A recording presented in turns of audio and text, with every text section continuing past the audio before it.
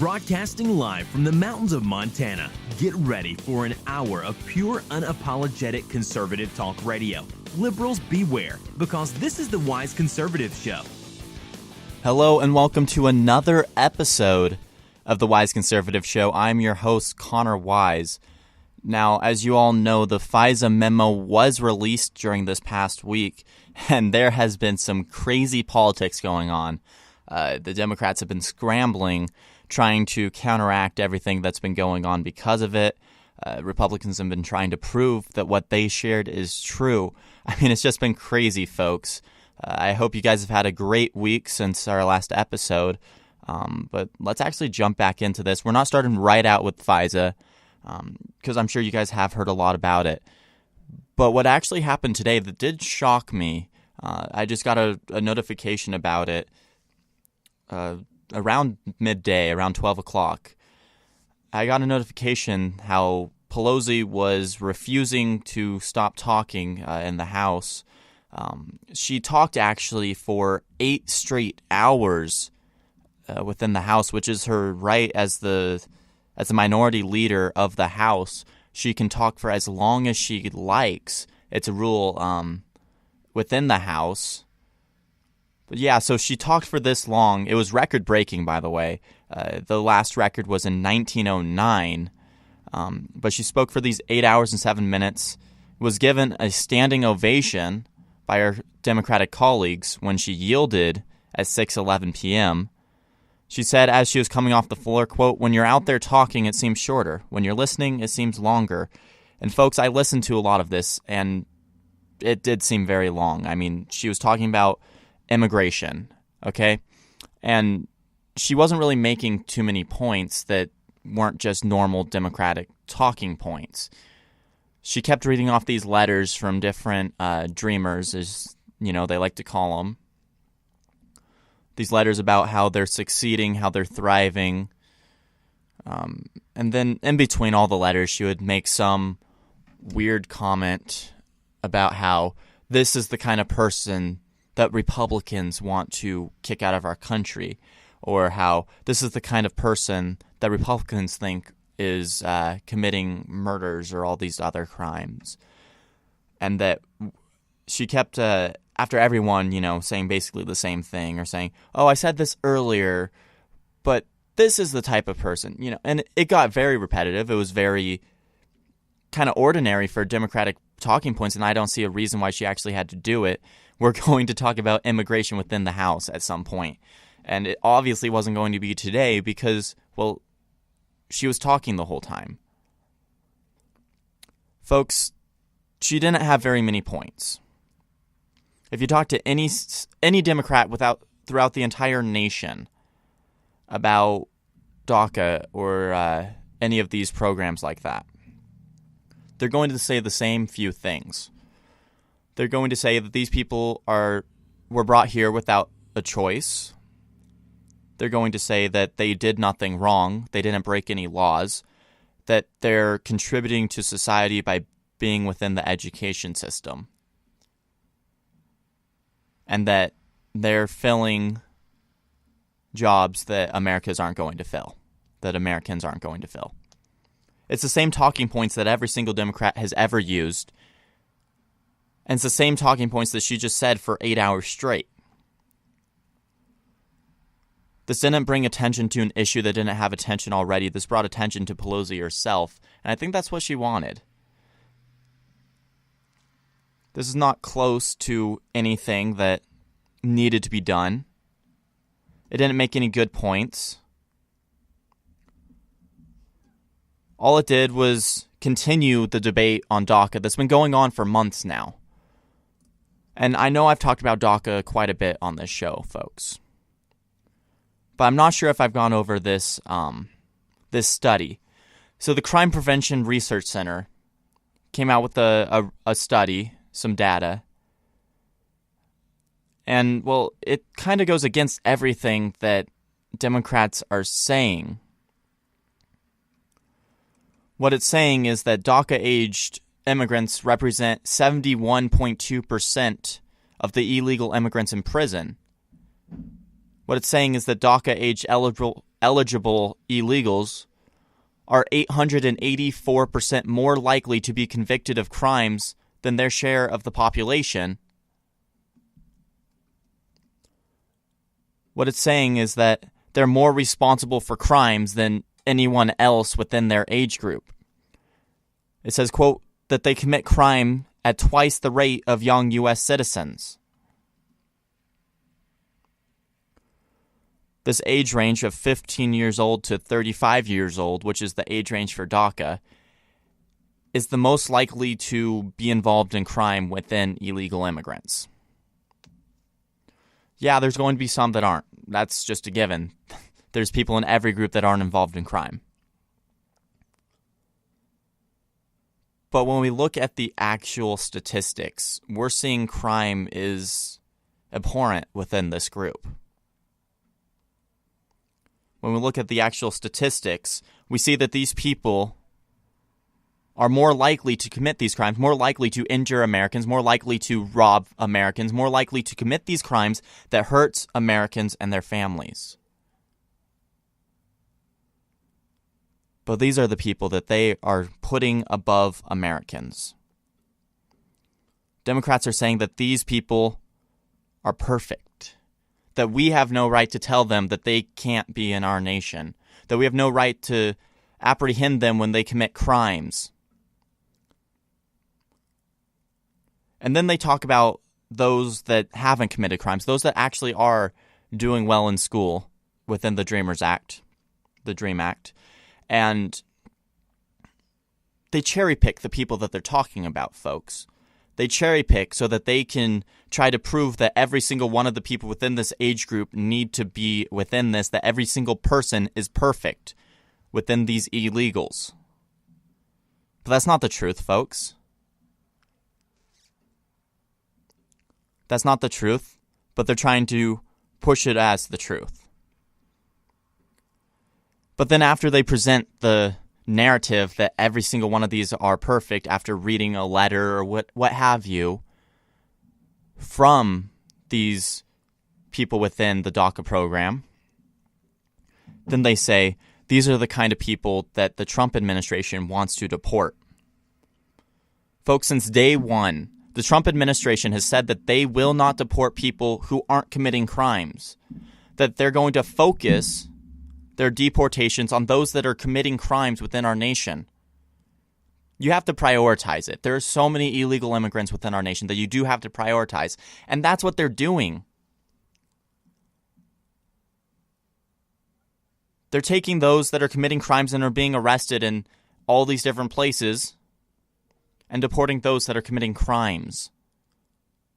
So this wouldn't be an issue if these illegals weren't committing even more crimes. If they weren't committing more crimes within this age group, 2 times the rate of normal people from 15 to 35. Those are the only ones that are being deported, folks. And even that's too much for Democrats because we see states like California and New York and all these places where they refuse to tell federal authorities when they have an illegal immigrant in custody. And a lot of times, they don't let their police actually arrest these illegal immigrants because they don't want them to be deported, even when they're committing crimes. Doesn't that seem a little over the top to you guys? They're letting these people go around the law because they say that they're trying to help our nation and help these people. Democrats don't actually care about these immigrants. They don't actually care about how well they're doing or what's going on with them. All they care about are the votes. Because if these people stay in the nation, they're going to vote for them eventually. And there's measures in California and across the nation in these liberal states and cities to make it so that you don't need to be a citizen to vote. These are actual measures. You can look it up, folks. They're trying to get it so that you don't have to be a U.S. citizen to vote in our elections. And it's no wonder why they're trying to protect illegal immigrants and trying to claim that they're helping them when all they're doing is gaining more votes for the Democratic Party. It's obvious that they're not actually trying to help these people. It's obvious that they're just trying to get more influence, more political influence. It seems to be a common theme among Democrats. There's a reason why they always claim that there's not voter fraud. There's a reason why they fight tooth and nail against voter ID laws. There's a reason why they propose laws so that you don't need to be a citizen. There's a reason why they're protecting these criminals in states so that they aren't deported. Folks, there's so many stories of people who were killed by illegal immigrants who had been deported 15, 20, and I just saw a story today of someone who had been deported 44 times. He set the record, folks. But because they're not allowing us to secure our border, we're not stopping this. People like Kate Steinle would still be alive if they hadn't have blocked this kind of stuff. Folks, there are definitely criminals that are coming across that border. If they actually cared about what was going on in America, then they would be applying for citizenship so that they could vote to change things. Instead of murdering people, robbing houses, instead of being twice more likely to commit crimes. It's already a crime in and of itself of them hopping the border, of them illegally crossing into America. And then once they come here, they commit more crimes. And this isn't all of them, folks, but this is a good portion of them.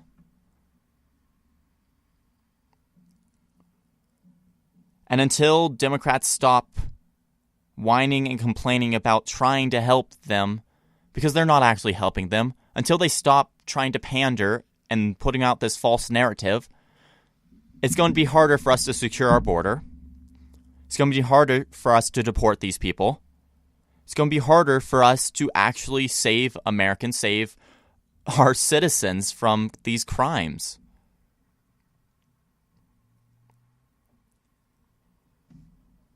Democrats have always been very good at taking a story of one person and trying to fit it to an entire base and trying to tug on those heartstrings. They're very good at that, folks. It's something that the Republican Party has always been bad at. Because generally, when we see statistics like they're twice more likely to commit crimes, we know that there's something there. We listen to the statistics, to the facts, instead of the morals, instead of the emotional side of things. And that's how a government should be run, folks. You can't legislate based on emotion, based on morality. You have to legislate based on the truth and the facts. It's something that Democrats seem to have struggled with, and it's something that they continue to struggle with when it comes to the immigration debate. They're not looking at this study by the Crime Prevention Research Center. They're not looking at that study. They're not looking at all the people who have been murdered by illegal immigrants that have been deported upwards of 15 times. They're not realizing that when they're protecting people committing crimes, that is not helping our nation, but it's actually creating this environment where committing crimes is okay. They're creating a lawless land. And that's not how a nation, a state, a county, or a city can be run. No matter what level it's happening on, that's not how it's supposed to work. And that's not what's going to protect American citizens. But it has an emotional side to it, and it gets voters. And that's what Democrats care about. But if you want more evidence of all the crime that is happening because of illegal immigration, just recently, at least half the suspects that were apprehended in a major drug bust in Cincinnati just last month in January, they were reportedly in the U.S. illegally. All of these illegals were a part of a large heroin trafficking operation in the Cincinnati area. and they were engaging in a conspiracy to possess and distribute more than 1,000 grams of heroin. Butler County Sheriff Richard Jones has said that this was the fourth big drug bust in that area. Quote, they've had thousands of hits of heroin, cocaine, guns, thousands of dollars. He continued by saying that the drugs that they are trafficking are destroying the community. He said, quote, over 200 are going to die this year with heroin overdoses. We've had babies born in our jail. The last one was born in the toilet, all addicted to heroin that's coming from Mexico. It's destroying us. And of course, he called on lawmakers to stop bickering and to actually be able to pass law and to give law enforcement the resources to combat this illegal drug trade. This drug trade that's being run by illegal immigrants. But you see, in a lot of places, these kind of people are being encouraged to come into the state, such as Ohio. Jones said, quote, we have real poor governor here, Governor Kasich, who encourages all these people to come into the state of Ohio. He calls it an act of love. And folks, that's exactly what happens. They call letting these illegals in an act of love. They call it an act of mercy. But then we see this illegal drug trade going on. We see these illegal actions happening throughout the entire nation. Because when you tell them that it's okay to break one law, they're going to think that it's okay to break other laws. It's just how it works. And we have people dead because of drug epidemics now because of it. We have people dead because of murders, because of crimes that they're committing. We have families who have been robbed, who have been broken apart, who have been destroyed because of this illegal immigration. And unless we find some way to prove that the Democrats have this false narrative, unless we find a way to actually pass legislation on this to secure our border, to stop this illegal immigration, it's going to continue to happen. And these families are going to continue to be in misery and broken apart by all of these crimes. We have to find a solution to this sooner rather than later. I'm going to take a quick commercial break. Don't go anywhere. This is the Wise Conservative Show.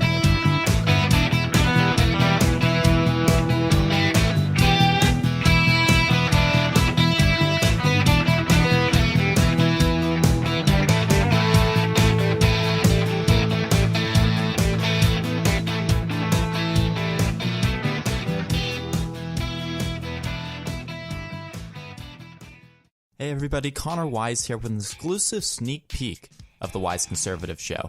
Don't go anywhere, I'll be right back. With universal health care, which is essentially the next step beyond Obamacare, this is where Democrats want to take the country. This is where the left wants us to go. With universal health care, now there's no insurance companies, no one competing whatsoever, and the government controls it all. Calling all young conservatives. Have you ever wanted to write for an online publication? What about host your own conservative radio program? Now you can, thanks to YouthRevolt.org. Youth Revolt is a conservative media network for young people, the goal of which is to educate our fellow Americans, and also to expose the left-wing indoctrination that goes on in classrooms across the country. Become part of a team that is dedicated to taking the country back, one radio program or opinion column at a time. If you're interested, go to YouthRevolt.org and click on Join Us on the top of the page. Fill out our brief questionnaire, and one of our representatives will be in touch with you in no time at all. The time to reclaim our future is now. Be a part of something that's bigger than yourself, and join the movement today. Youth Revolt. Speak without fear.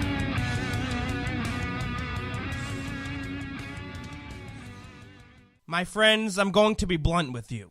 There are a lot of frauds out there today. People who claim to be conservatives and yet, in one way or another, believe that more government is the solution to our problems. That's not what conservatism is about, and even more than that, That's not what our Constitution is about. I'm Jason Veely, a recent college grad who has the guts to say what needs to be said without pulling any punches. On my radio show, you can expect 100% pure conservatism every single weeknight at 7 o'clock p.m. Eastern Time. Join me as we discuss history, liberty, and conservative philosophy in a style that is just as entertaining as it is educational. Who says we can't have fun tearing down the liberal establishment? Tune in to the Jason Veely program live every weeknight at 7 o'clock on youthrevolt.org. I'll see you out on the battlefield.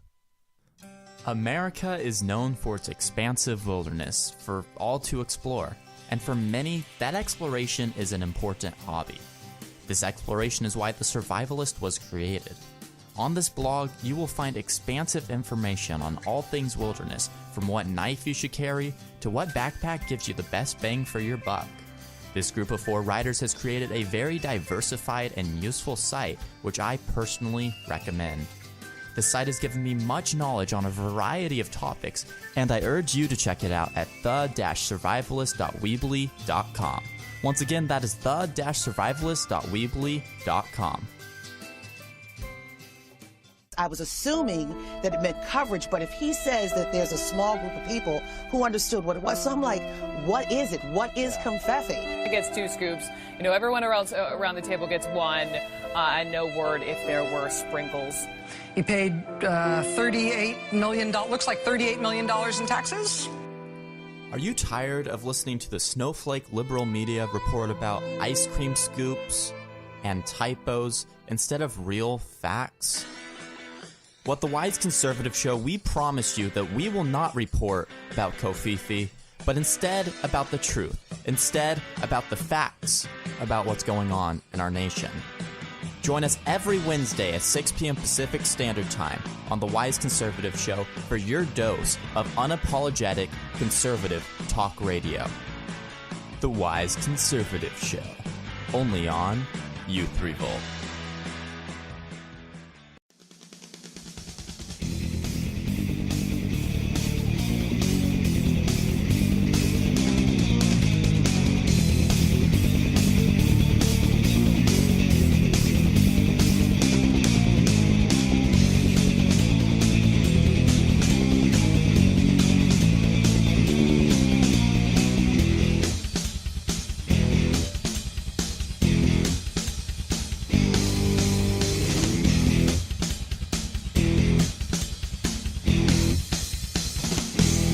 Welcome back to the Wise Conservative Show. Once again, I am your host, Connor Wise, and now we're going to be getting into all the talk on the FISA Memo, something that I urge all of you to read if you haven't. The day of, I was kind of freaking out because there was so much to read. I mean, it's not too long, but it was definitely a lot of information to take in. If you haven't read it, I definitely urge you to. But essentially, it showed all of these abuses of power that the Obama administration and the Clinton campaign and the DNC was using in terms of the FBI and the FISA orders. Now, we've seen a lot of backlash against what the left is calling the Nunes Memo, saying that it omitted certain information, that it wasn't true to what actually happened. I mean, we have the DOJ, we have the FBI, we have former Obama officials, and every single Democrat in office saying that it's not true. But folks, when you actually read it, these are the people that are being accused. These are the people that have proof against them for abusing the system. So I was looking through articles to see other people's opinions on this. And I believe this one is from the Washington Post, but it has some statements from a retired federal judge who emailed into this writer. So I'm going to read you a little excerpt from this article here. There is not an officer of the court in the land who, in the context of this particular application to the FISA court, should not have identified the source of information as having been the Democratic National Committee and the Clinton campaign. If I had granted the application and then subsequently learned that the information was sourced to the DNC and the campaign, I would have rescinded the authorization and issued an order to the government to explain who and why this sourcing was not made known to the court. The fact that the government told the court that it was a political source but did not identify who in this particular instance is a highly probative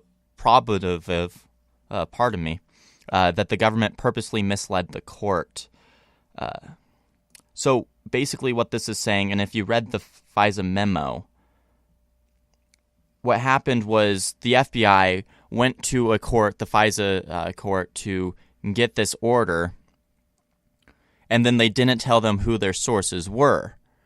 They didn't tell them that their source was mainly the Steele dossier, which was funded by the DNC and funded by the Clinton campaign, which came out a month or two ago. What they didn't tell them was that this was backed by political people, extreme political influence. I mean, the Clintons. We have the head of the DNC and the DNC itself. There's just a lot of political backing behind the dossier that they used to get information against the Trump campaign member. And so they didn't tell the court that, and that misled them. And the real question is whether they intentionally misled the court to get this and then renewed it 3 or 4 times after that, even though that they knew that the source was highly politicized.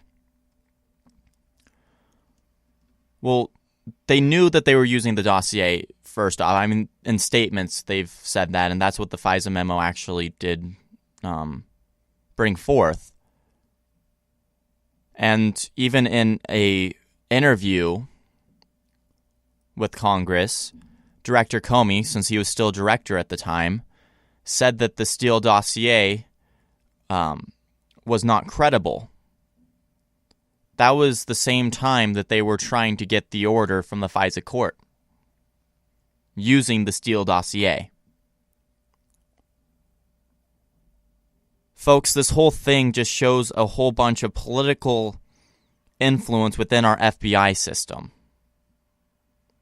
Something that shouldn't be happening. The FBI is supposed to be free of political influence. It's supposed to be free of this so that it can just do its job, which is enforce the law. But this isn't enforcing the law at this point.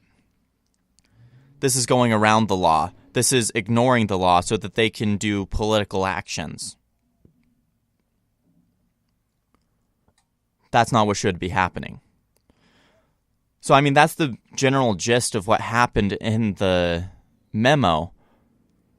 I mean, it calls out a lot of different people, such as Comey, Rosenstein, and a whole bunch of other people that were involved in this directly. And, folks, this memo reveals a lot of information that this definitely happened, that this offense definitely happened.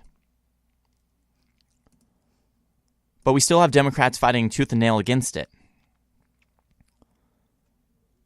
The one leading this fight is Adam Schiff, who is he's the leading ranking member, the highest ranking member in the Intelligence Committee for Democrats.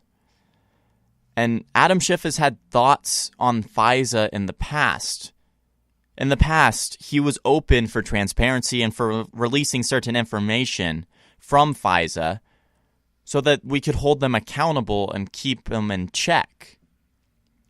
And I have that audio clip from him, so take a listen. Well, I think they'll have the cumulative impact of making the FISA court much more transparent so the American people can understand what's being done in their name, in the name of national security, so that we can have a more informed debate over the balance between privacy and security.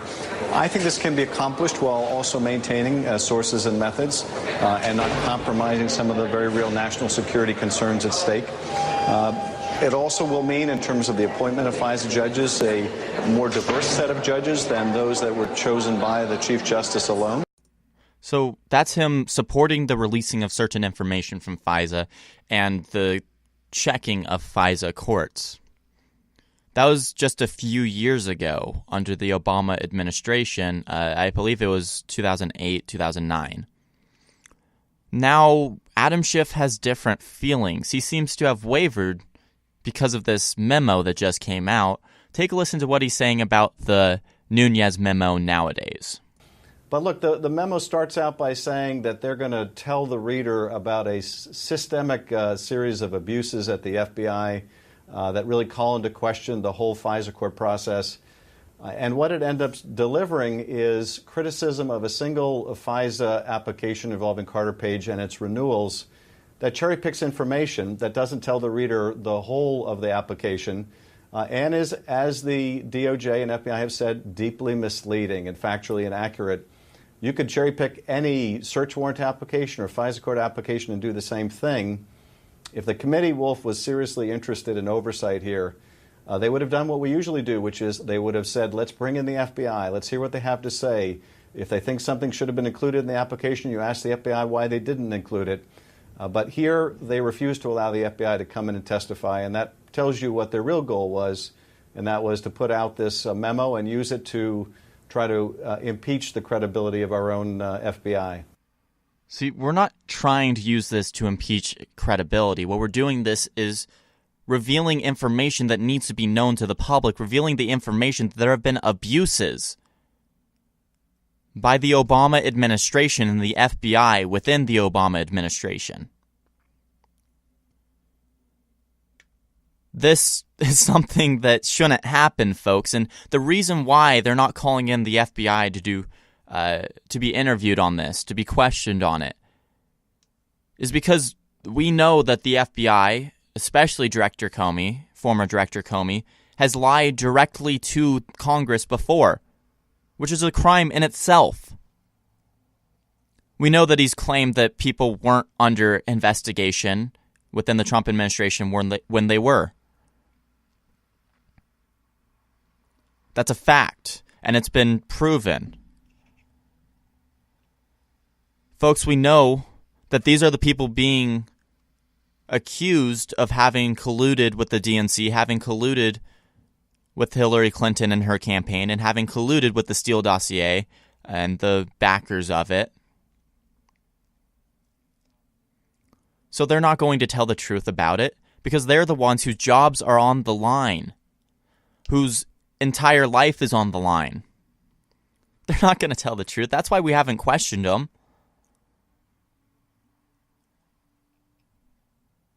Because that's not going to actually reveal anything. And when the FBI itself says that this isn't credible, when their own credibility is being questioned within it, you can't believe them, folks.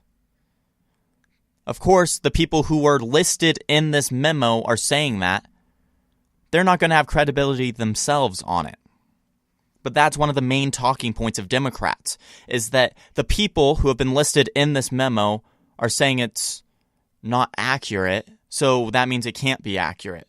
The people who are being accused of collusion obviously have to tell the truth here.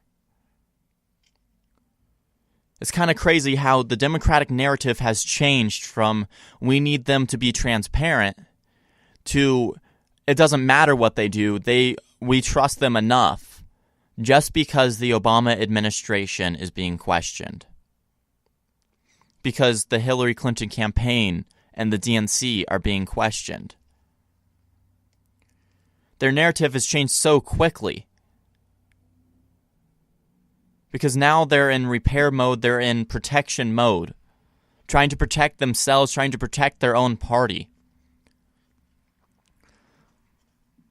And this does have a connection to what I just talked about in the last segment with immigration, because they don't have America's interest at heart. And this time, they're not trying to gain votes like they are with the immigration debate.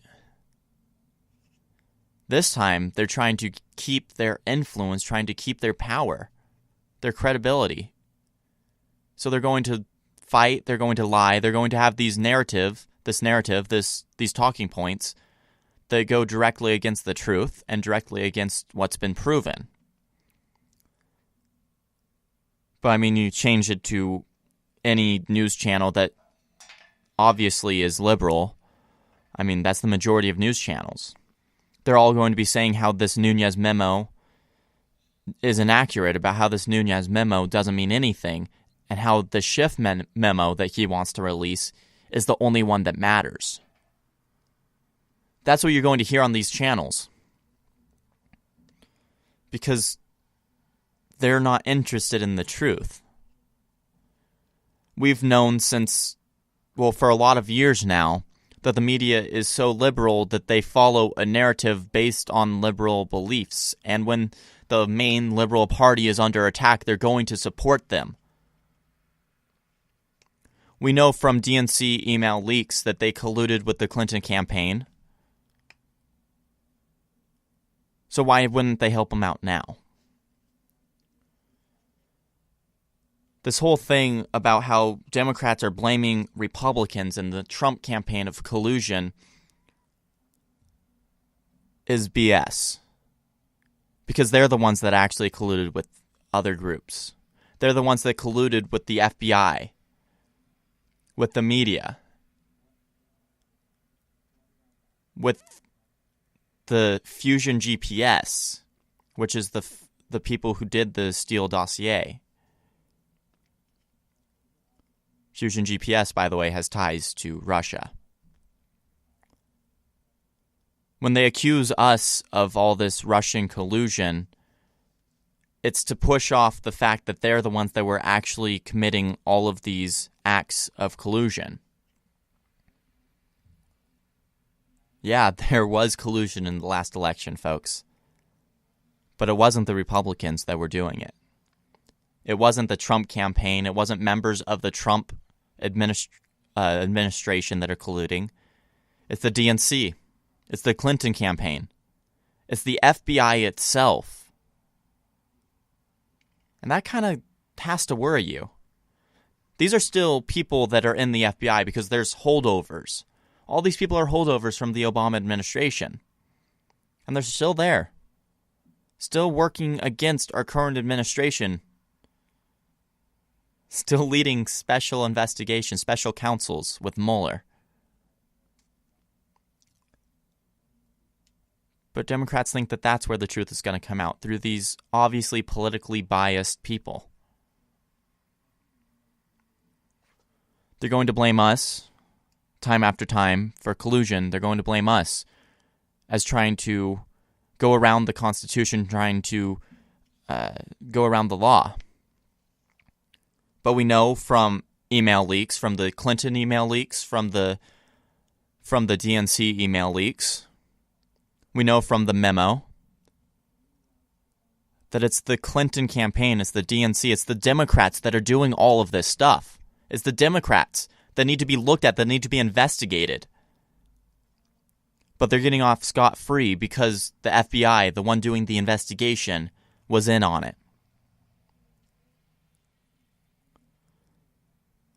And the sad thing is, this isn't just some crazy conspiracy theory that some random dude conspired.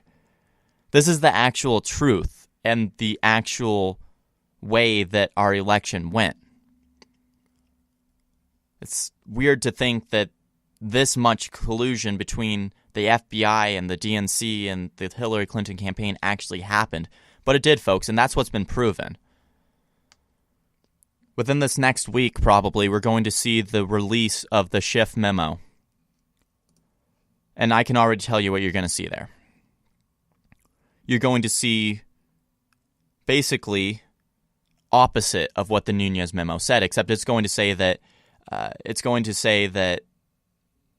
the FBI went through every stretch that they could to claim or to find proof, and that they had more proof than just a dossier, even though their statements saying that they didn't have more than that in terms of evidence.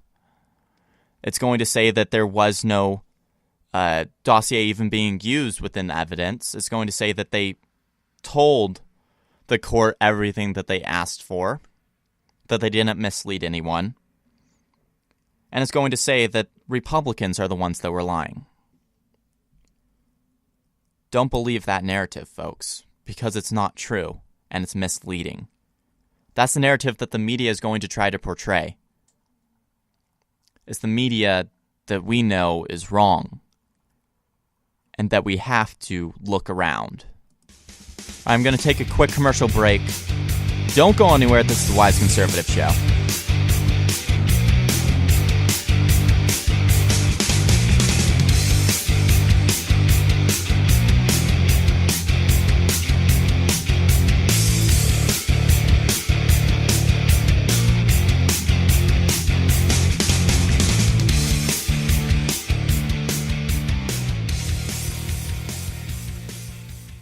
Hey everybody, Connor Wise here with an exclusive sneak peek of the Wise Conservative Show. Don't go anywhere, I'll be right back. What it means to be a conservative is very simple. It means that you want to protect freedoms and liberties. You want to protect the Constitution and limit the government. It's a very simple definition. It's a very simple cause to follow. And this is what a lot of people do kind of value conservatism as. Ever wanted to learn the history of the Israeli-Palestinian conflict in less than 10 minutes? Are you looking for the truth about the so-called gender wage gap? Well, my friends, I'll let you in on a little secret. Prager University is a source that I use all the time when preparing for my show, the Jason Veely Program. Dennis Prager and his team have put together a remarkable organization that seeks to explain and spread Americanism through the power of the internet. Their short yet extremely informative videos reach more than 100 million people per year, and they want to reach you as well.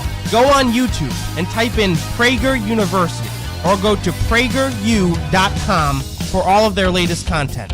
That's Prager, the letter U.com. prageru.com.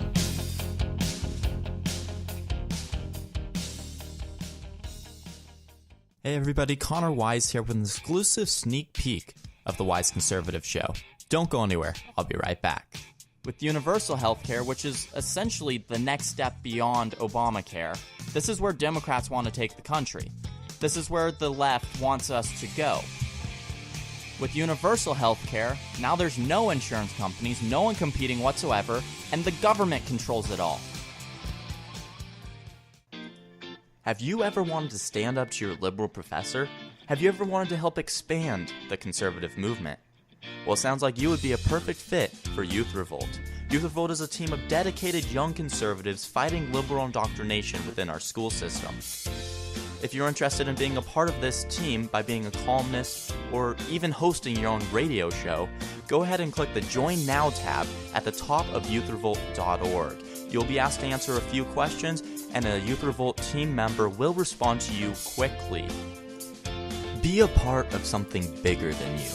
Be a part of Youth Revolt. Speak without fear.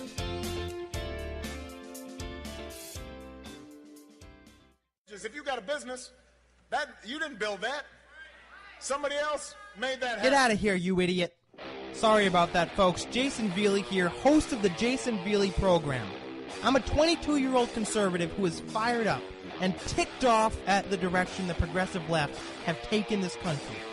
Join me every weeknight at 7 o'clock as we promote liberty, advance conservative principle, and work to restore the Constitution of the United States.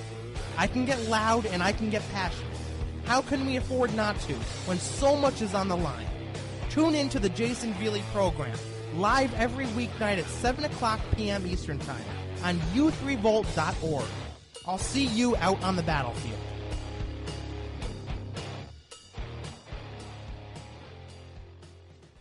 I was assuming that it meant coverage, but if he says that there's a small group of people who understood what it was, so I'm like, what is it? What is confetti? It gets 2 scoops. You know, everyone around the table gets 1, and no word if there were sprinkles. He paid $38 million, looks like $38 million in taxes. Are you tired of listening to the snowflake liberal media report about ice cream scoops, and typos instead of real facts? What the Wise Conservative Show, we promise you that we will not report about Kofifi, but instead about the truth. Instead about the facts about what's going on in our nation. Join us every Wednesday at 6 p.m. Pacific Standard Time on the Wise Conservative Show for your dose of unapologetic conservative talk radio. The Wise Conservative Show, only on U3 Volt.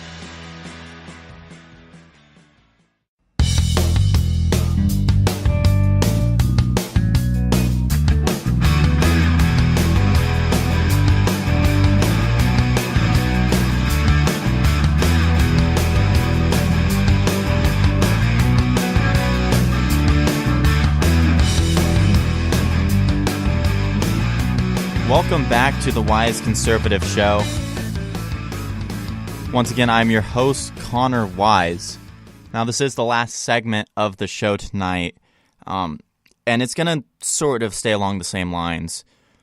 So, former Attorney General Eric Holder, I'm sure you all have heard of him, he said just today to reporters that he hasn't ruled out a run for political office, and that was during a D.C. breakfast, where he also took some swipes at the controversial Nunez memo. It was during a Christian Science Monitor newsmaker breakfast. Of course, he was the Attorney General from the Obama era. He said he would make a decision by the end of the year on whether there may be another chapter in his government service. If you've been watching the news at all, you know that Holder has kept a very high political profile since leaving the Obama administration. He advised California on Trump administration legal challenges, and he's dived into the debate on gerrymandering of congressional districts. He opened his remarks just today with the latter subject, saying he, quote, sat down with President Obama for a few hours recently to discuss ways to combat gerrymandering. And this is a way that Holder sees an obstacle to getting African Americans to the ballot box. Meanwhile, Holder slammed the memo commissioned by Devin Nunes, the alleged problems with the surveillance warrant. Holder called the memo, quote, inaccurate in a number of ways, and added that he hoped the, quote, Schiff memo would be released, a reference to Democratic Representative Adam Schiff's rebuttal. He mocked the Trump White House for saying it wants to hear from the DOJ and FBI before releasing the Schiff memo, saying that he didn't do that for the Nunez memo, even though we know that we did hear from them. And then he ended with, quote, you didn't listen to them then, but now you will listen? It will be interesting to see how that works out. We know that Trump actually did listen to and get the opinion of the DOJ and the FBI, and that's how Democrats have that talking point. Furthermore, this is exactly why the Nunez memo is so believable. Because all of these people within the Obama administration are still very political. Attorney General shouldn't be a very political position. You're supposed to make judgments based on the law still. And he's thinking about running for office again. He's one of the reasons why the Nunez memo is very believable. Second off, he's just another person involved with the Obama administration that's claiming that it's not accurate, that's claiming that the Nunez memo isn't accurate. All these people that are being accused of this collusion. See, Eric Holder has been very political even when he was Attorney General. And he continues that to today. And I think he's one of the main reasons why the memo is believable. He's one of the main reasons why it's obvious that this could have happened. Furthermore, all of the political statements that Director Comey, or former Director Comey, has made since he was fired, and even for the book that he's about to release. All of these people that were in power within the Obama administration are very political. whatever position they were in, whether they were director of the FBI or attorney general. They're all very political people. I mean, James Comey tweets out all these things cracking at Donald Trump every single day. He wrote a book, and I'm sure it's going to say that Donald Trump somehow abused his power to fire Comey. I'm sure it's going to say that at some point in it. Because he's also political. And that's exactly what this memo points out, folks. Is that these people were acting based on politics. And that's exactly what they keep trying to deny by using politics. They say that they don't want Republicans and they're ashamed of Republicans of trying to make this a partisan issue. But the whole reason why it's an issue at all is because of Democrats being partisan. It's very hypocritical, just like everything that the left does, just like everything that the Democrats continue to do. It's hypocrisy at its finest. The partisan politics that the Democrats continue to play are the reason why we can't trust them on a lot of issues. It's the reason why we can't get a lot of stuff done in our government. Because instead of looking at what's good for America, they're looking at what's good for their party and good for the DNC itself. And that's not what a representative, it's not what a director of the FBI, it's not what an attorney general is supposed to do. They're supposed to look at what's good for America, look at the laws, and act based on that. But we've seen for decades Democrats acting based on partisan politics instead of based on what helps America. And that's not going to change, folks. We're going to continue to see Democratic representatives not wanting to give information to the American people, not wanting to give them the truth, but instead wanting to cloud the truth. We're going to continue to see ex-Obama administrators and people within his administration that ignore the facts and try and make political statements about how the Trump administration is doing exactly what is being accused of the Obama administration. Because that's what's been happening, and that's what's going to continue to happen. And they think that's okay. They don't see an issue with it, folks. They don't see an issue with all of the partisan politics that they're playing. All right, that's all for today's episode of The Wise Conservative Show. I've been your host, Connor Wise. You find me on youthrevolt.org, iHeartRadio, TuneIn Radio, iTunes, and Spreaker.com. Go ahead and look up The Wise Conservative Show on all of those. I'd like to thank you all for tuning in. And as always, God bless.